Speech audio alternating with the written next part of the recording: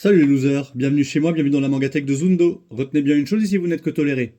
Aujourd'hui, je vais vous présenter mes achats du 14 février 2025, soit le jour de la Saint-Valentin. Bonne fête les amoureux. Alors, un titre que j'ai finalement obtenu samedi dernier, mais j'avais déjà tourné la vidéo la veille, c'est le Akamaku-kun, tome 2 de Shigeru Mizuki. Shigeru Mizuki, c'est un auteur extrêmement célèbre au Japon qui a fait Kitaro le Repoussant, Gegege no Kitaro, en version originale. Kitaro le Repoussant, je crois que c'est 11 volumes.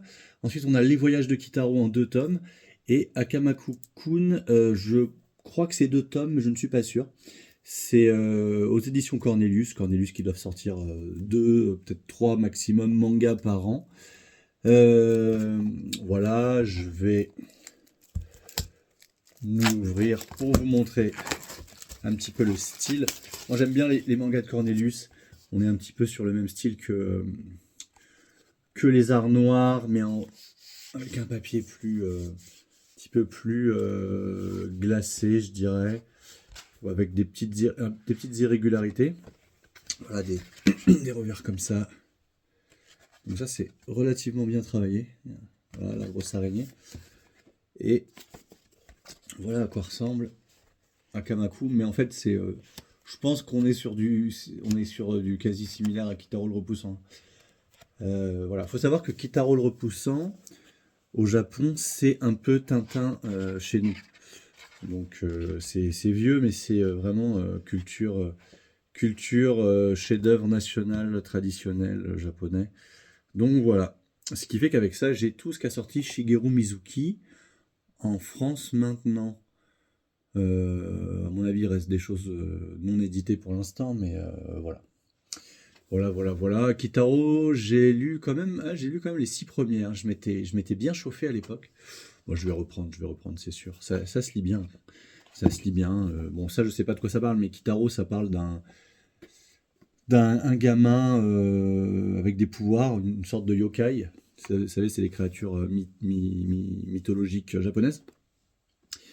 Et qui communique aux autres yokai et qui arrive à les combattre quand ils sont méchants et donc qui règle des situations, des problèmes de gens de la vie de tous les jours, je dirais.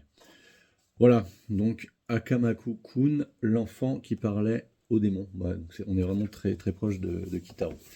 De Kitaro. Alors, j'ai trouvé ce one-shot aux éditions Vega. Ça s'appelle Utsupan, c'est de Hariga. Je l'ai pris parce que c'est un manga qui traite de la dépression, quand je ne pensais qu'à disparaître. Donc, je suis intéressé. Je suis intéressé par ce tome, peut-être pourrais-je même le conseiller à pas mal de gens. Alors, comment passe-t-on de je veux mourir à je veux vivre? Il y a eu ce jour où Utsupon s'est réveillé après avoir dormi 28 heures d'affilée, incapable de s'extirper de son futon. Ah oui, c'est une femme, d'accord. Elle n'avait plus envie de rien sauf de mourir. Mourir pour échapper à la souffrance de vivre. Et pourtant, une autre voix s'est présentée à elle. Et elle s'en est sortie. C'est cette histoire, son histoire, qu'elle nous conte ici. Ouais, voilà, c'est une nana qui a échappé à la dépression et qui se peint en panda, à l'instar d'un Inyo Asano dans Bonne Nuit Poun, qui lui se racontait son enfance sous la forme d'une sorte de canard boiteux, un peu chelou. Voilà, donc ça, je pense que je vais le lire assez vite. Un manga que je n'ai pas encore commencé, mais c'est aux éditions Les Arts Noirs, petit volume, Le Dragon, sous le croissant de lune, tome 4. Je ne sais pas vraiment de quoi ça parle. Je vais vous montrer un petit peu le trait graphique pour que vous puissiez apprécier. C'est les petits volumes du Lézard, il n'y en a pas beaucoup. Je les prends tous pour l'instant et puis on verra plus tard. Donc, Le Dragon sous le croissant de lune. Le tome 2 et dernier tome de Stardust Family. Je vous avais présenté le tome 1 il n'y a pas très longtemps. C'est de Poroya Aki. Poriyama Aki. Alors, Akira a évalué de nombreux couples. Voilà, c'est ça, c'est un enfant examinateur qui doit évaluer si tel ou tel couple a le droit d'avoir un enfant, parce qu'on est dans une dystopie où on n'a plus le droit de faire d'enfants sans autorisation du gouvernement. Et c'est juste en 2 tomes, j'avais dit que je me ferais le 1, je ne l'ai pas encore lu, mais il est sur ma pile, je dirais, mon extrême pile à lire. Vous savez que j'ai plus de 2000 mangas de retard à la lecture, mais j'ai une pile d'une vingtaine de tomes qui sont des tomes prioritaires. Donc voilà, le tome 1 est sur la pile, donc normalement je devrais les lire courant de deuxième moitié de février. Le tome 4 de Tankshare de Manabu Yashiro. Je n'ai pour l'instant lu que le tome 1. De mémoire, c'est l'histoire d'un tueur à gages qui a fini handicapé, infirme moteur cérébral suite à un accident, donc il est dans un fauteuil roulant. Mais sa sœur a la clé pour le débloquer. Elle prononce un mot et il sort de sa torpeur et il reste dans le fauteuil roulant, mais le fauteuil roulant est armé pour qu'il puisse tuer les gens. Et voilà. Il redevient le tueur qu'il était. C'est ce style graphique.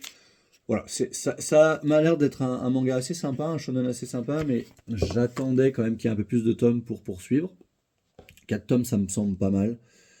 Voilà, alors est-ce que c'est shonen, seinen, je ne sais pas trop, c'est chez Dark Kana, mais parfois faut pas se fier à ça. Dark Kana, ça veut juste dire que c'est un peu beaucoup de baston, je dirais.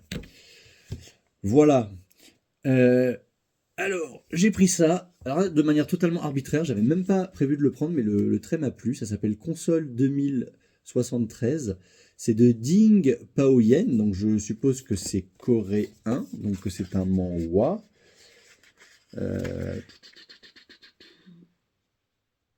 Voilà. Ah non, c'est chinois. Ça a l'air d'être chinois. D'accord. C'est chez Kana. Je me faisais la réflexion que j'achetais plus beaucoup de Kana ces dernières années, mais en fait voilà, ça revient.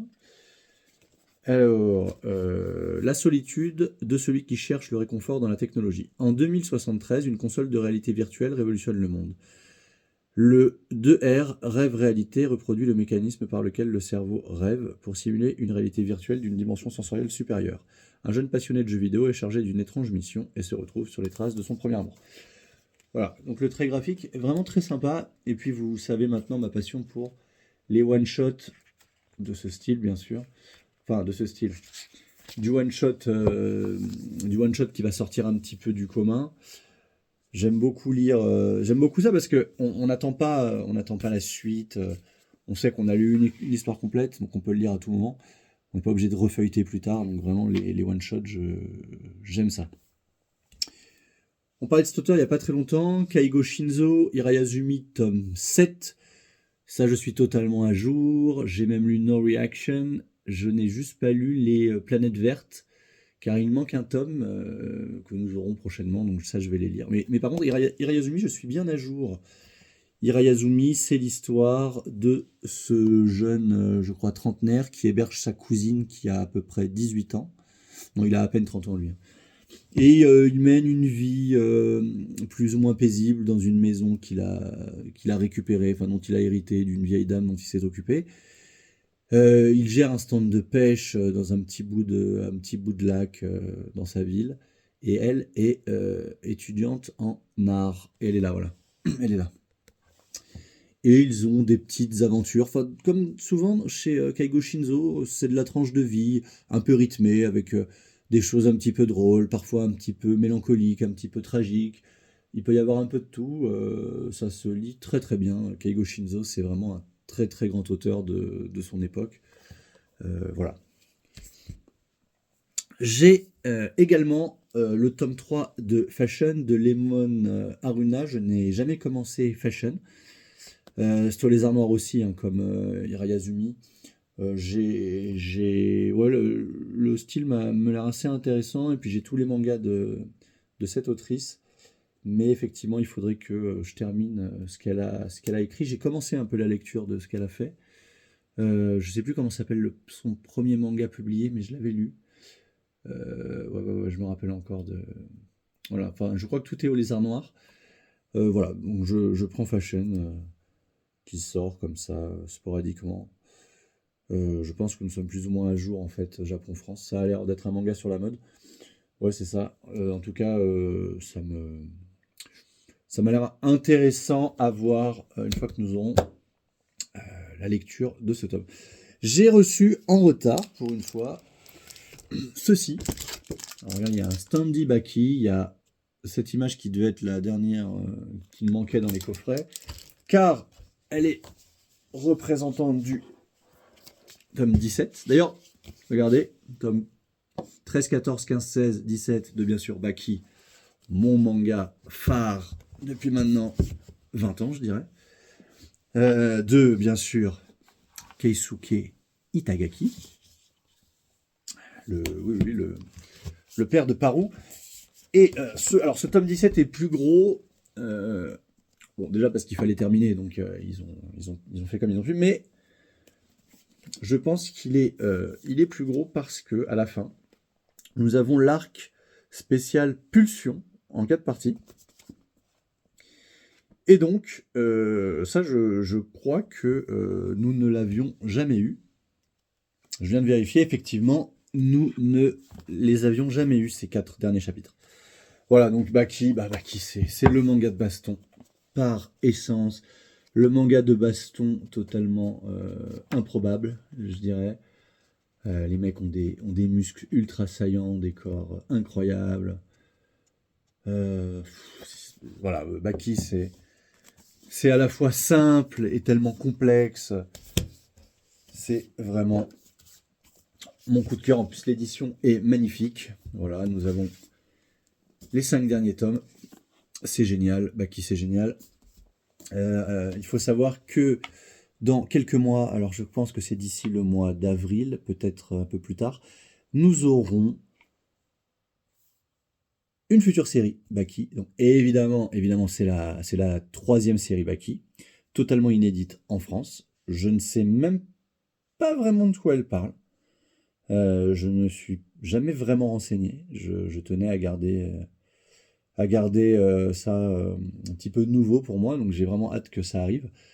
Mais oui, ça me semble évident que c'est la 3e série. Je pense qu'ils ont dû acheter toute la franchise et qu'ils nous sortent tout comme ça à la suite, comme ils avaient fait à la fin de la saison 1. Donc là, c'est vraiment cool.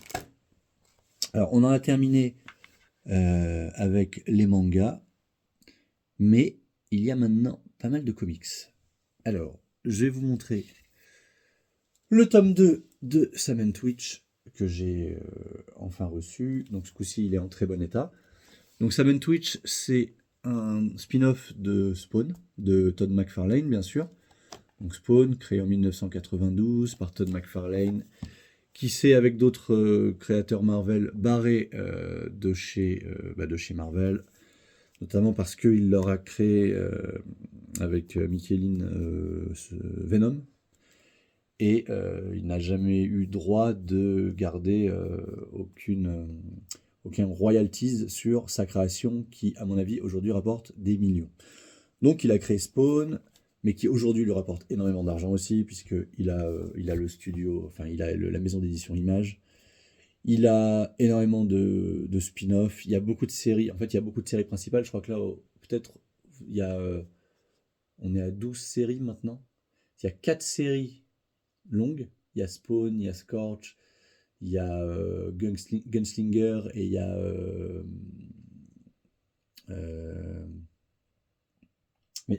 Spawn. Non, j'ai un trou. Bref, ça me reviendra. Et à cela, il faut ajouter en 2025 8 nouvelles séries. Il y a d'autres séries Sam & Twitch. D'ailleurs, on sait de source quasi sûre que maintenant on aura une grosse intégrale Sam & Twitch cet été. Peut-être qu'ils reprendront ces tomes-là, peut-être pas, je ne sais pas. Donc maintenant, j'ai les 4 tomes que constitue la première série Sam & Twitch, qui devait être en... je crois 26 chapitres, je crois. Donc 26 épisodes. On dit épisodes dans les comics plutôt. Voilà. Donc c'est vraiment très très sympa. Je pense que Sam & Twitch, c'est le meilleur spin-off que j'ai lu. Et pourtant j'en ai lu, hein. Là je suis en train de lire La Malédiction de Spawn, tome 2. La série principale, je suis au tome 11. Parce qu'en fait, il y a pas mal de spin-off à lire entre, donc il faut intercaler. Voilà, j'ai un site pour l'ordre de lecture, parce que sinon on s'y perd assez vite. Mais Delcourt nous sort vraiment un maximum de Spawn, essaye de vraiment bien jouer le jeu, et ça c'est cool. Voilà, donc ça je continuerai forcément à vous en parler, puisque Spawn c'est ma découverte de l'an dernier, il y a quasiment un an jour pour jour. J'ai commencé Spawn le 2 février. Le 2 février, je me rappelle bien parce que c'est une date qui a été à marquer d'une pierre blanche. J'ai demandé quelque chose de très important à une femme très importante pour moi, si vous voyez ce que je veux dire. Le 2 février, voilà. Donc je me rappelle très bien, j'avais le tome 1 à l'hôtel et nous avions... Enfin, moi j'avais lu ça. Voilà, voilà, voilà. Ensuite, je vais vous montrer, parce que je vous en parle à chaque fois, ces deux one-shot. Donc là, vous avez Dextro, Seigneur de Guerre, et là, vous avez Scarlett, Mission Spéciale. C'est écrit là. Dextro et Scarlett.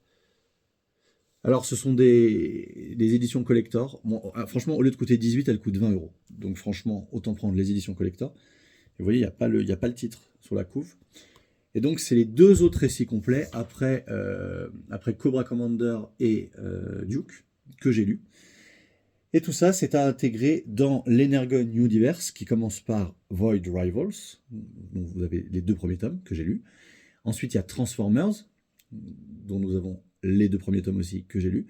Et ensuite, vous aurez G.I. Joe, parce qu'en fait, les 4 spin-offs sont des spin-offs qui nous parlent de personnages qui vont intégrer G.I. Joe. Et donc, à la fin des deux premiers spin-offs, et à la fin des deux suivants aussi, puisque je viens de le vérifier, il y a écrit, enfin j'ai vérifié pour le premier, et pour Scarlett, à mon avis, ce sera pareil, il y a écrit à suivre dans G.I. Joe. Voilà, donc pour tous les nostalgiques de l'époque Hasbro, Transformers et G.I. Joe, vous allez avoir la série G.I. Joe qui va sortir bientôt. Je pense qu'aux États-Unis, on a bientôt les 6 premiers volumes, ou peut-être qu'on les a déjà, ce qui fait qu'on va pouvoir avoir le premier tome de G.I. Joe prochainement. Donc vous voyez, deux tomes de Void Rivals pour l'instant, on ne sait pas combien on aura de tomes, 2 tomes de Transformers, peut-être que ça fera peu de tomes. Hein. En tout cas pour Transformers, peut-être, on ne sait pas. Void Rivals, c'est la série, disons que c'est la série principale qui est censée toutes les relier. Donc effectivement, il y a des correspondances entre les deux. C'est-à-dire qu'on voit des Transformers dans Void Rivals. Ensuite Transformers, et ensuite les récits courts qui sont tous reliés. C'est-à-dire que Duke, il apparaît dans Transformers. Et dans Duke, on revoit les scènes où il a croisé un Transformers. Cobra Commander, ça va être l'ennemi des G.I. Joe et de Duke. Donc il est en train déjà de fomenter les trucs. Destro, je crois que c'est le marchand d'armes. Donc il s'allie plus ou moins à Cobra Commander pour le côté arme, bien sûr. Et Scarlett, je ne sais pas vraiment qui c'est, mais je pense que c'est tout simplement une autre G.I. Joe. Mais je peux me gourer. En tout cas, Duke, je pense que c'est le leader des G.I. Joe, en tout cas. Mais G.I. Joe n'est pas encore vraiment lancé, donc pour l'instant, voilà. Si un jour on m'avait dit que je me mettrais à Transformers, j'y aurais cru. À G.I. Joe, pas du tout. Pour moi, c'était que des jouets, mais en fait, non. C'est également des comics. Mais Transformers et G.I. Joe, ça a la particularité d'avoir été créé par Hasbro en 84 et 64 respectivement. G.I. Joe, c'est vraiment vieux. Et à la base, c'était des jouets. Et ensuite, ils ont eu la commande de comics. Pour Transformers, les comics sont vraiment sortis très peu de temps après. Pour G.I. Joe, je ne sais pas. Et donc, vous avez déjà des séries antérieures. Là, c'est un reboot total. Donc, sous la forme de Void Rivals, qui se passe dans l'espace. Et sous la forme donc de l'Energon Universe, comme on peut avoir le Marvel Universe, enfin Marvel Cinematic Universe au cinéma, mais à la base tout simplement le Marvel Universe. Et d'ailleurs en parlant de Marvel Universe, qu'est-ce que j'ai là? Le tome 1 de Captain America de 1941, qui comprend les 4 premiers épisodes. Alors, c'était du 70 pages. Dans les années 40. Donc voilà. D'ailleurs, notez qu'il a eu sa série tout de suite, Captain America, ce qui n'est pas le cas de tous les héros.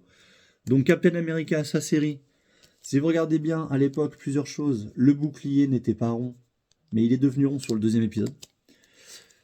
Là, vous avez Bucky Barnes. Et là, vous avez une figure assez célèbre de notre époque, en tout cas en 41, C'était quand même pas mal le cas déjà. Adolf Hitler. Il a été, cette couve, elle a été dessinée en 40, dans les années 40, et à l'époque, les États-Unis n'étaient pas en guerre avec l'Allemagne, et ça aurait pu, je pense, être assez mal pris de la part des Allemands et des nazis, et entraîner peut-être un conflit, mais conflit qui est venu finalement après, notamment avec Pearl Harbor. Donc, voilà. Et vous voyez que finalement, les comics de cette époque étaient vraiment auto-centrés sur le patriotisme, la défense des États-Unis, les valeurs, enfin, vous voyez, le costume ridicule de Captain America, quoi, le drapeau américain.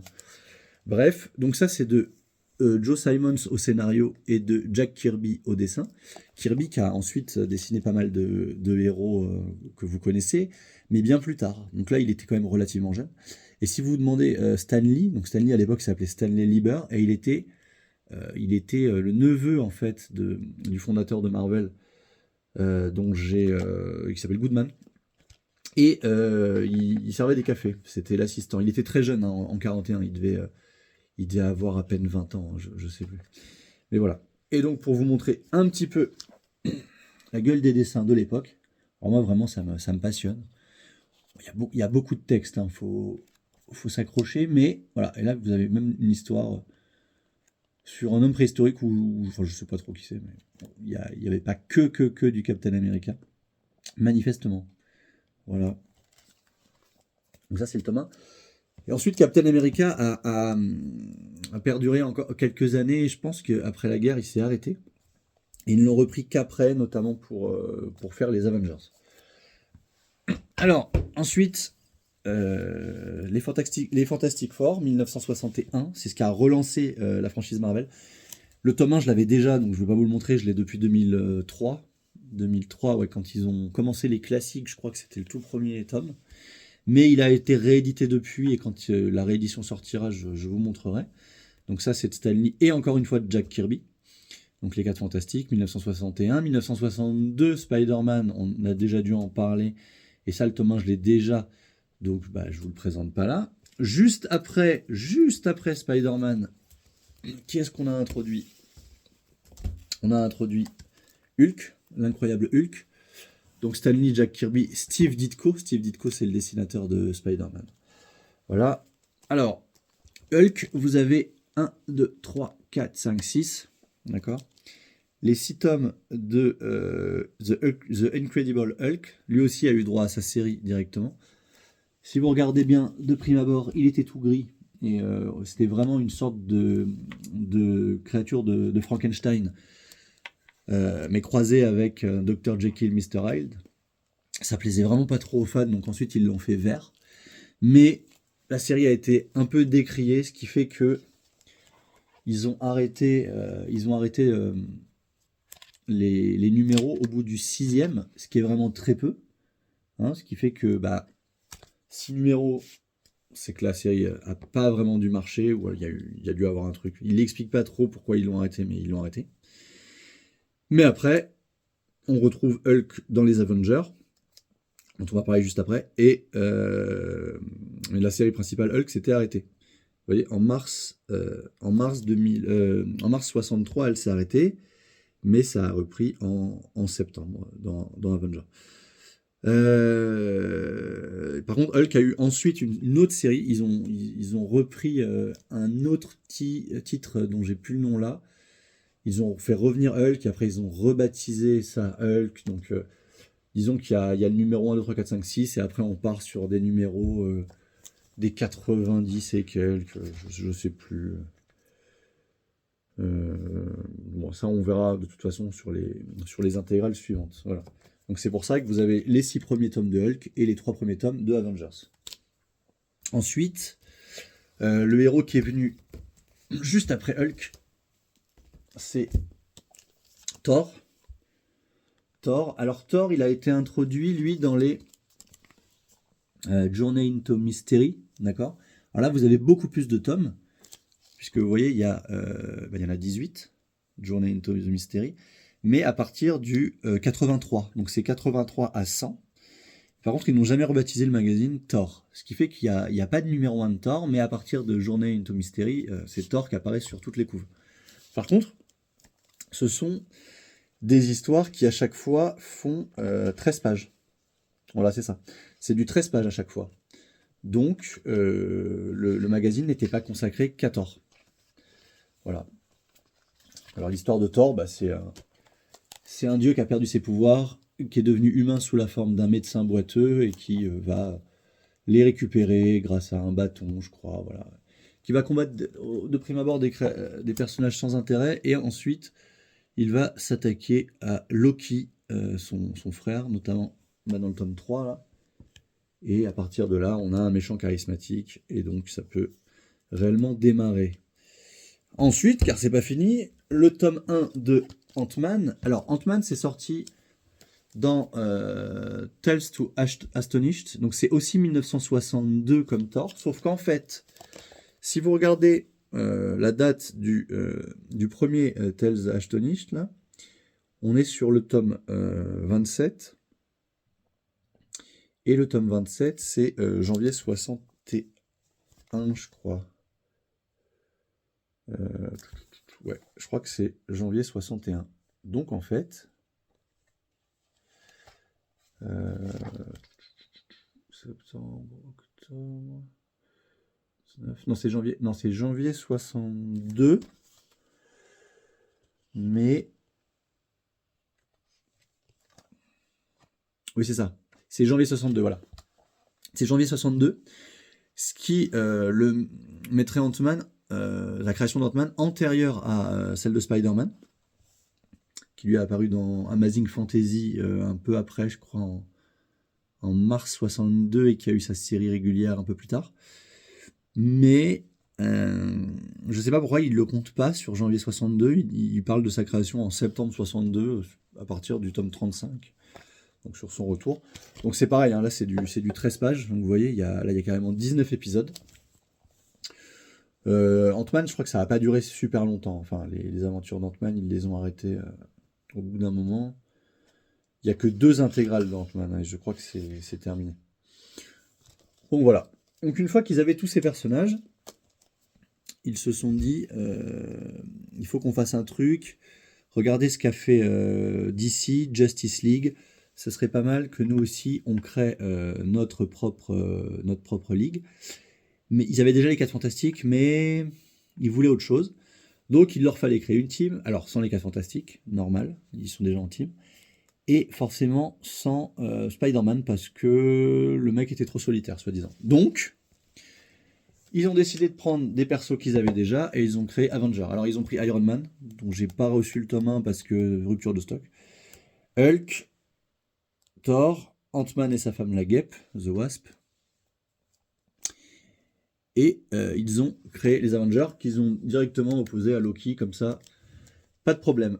Donc là vous avez les 11 premiers tomes de Avengers, donc ça c'est du format classique. Quand il y a 11 tomes comme ça, c'est classique, ça veut dire que, enfin quand il y a 11 numéros, ça veut dire que les numéros font entre 21, enfin 22, 23 pages, là c'est du 22 pages. Et puis à partir du tome 4, ils se sont dit, il nous faut un leader un peu plus charismatique.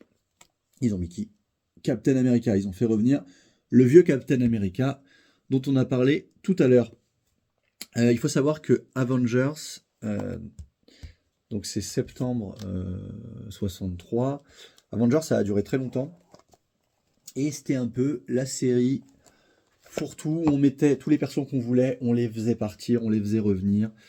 Voilà. Ça a permis comme ça de ne pas perdre des persos dont on n'écrivait plus d'histoire. On n'a pas dit, mais Thor, c'est Stan Lee et Jack Kirby. Ant-Man, c'est Stan Lee et Jack Kirby et Larry Lieber, qui est le neveu de Stan Lee, Larry Lieber. Ça doit être son neveu. Et puis Avengers, c'est Stan Lee et Jack Kirby. Donc en fait, Stan Lee et Jack Kirby ont vraiment tout fait, toute cette époque du début, milieu des années 60. À part Fantastic Four qui eux sont à part Spider-Man qui est de Stan Lee et Steve Ditko, sinon c'est toujours Stan Lee et Jack Kirby.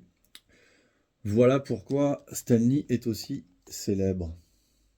Voilà. Sur ce, j'en ai fini avec les présentations d'aujourd'hui. Je vais vous faire le début de la Manga Tech Tour très prochainement, parce que là, c'est bon, je suis prêt. Et en plus, je suis motivé. Voilà. Je vous fais de gros bisous et à bientôt.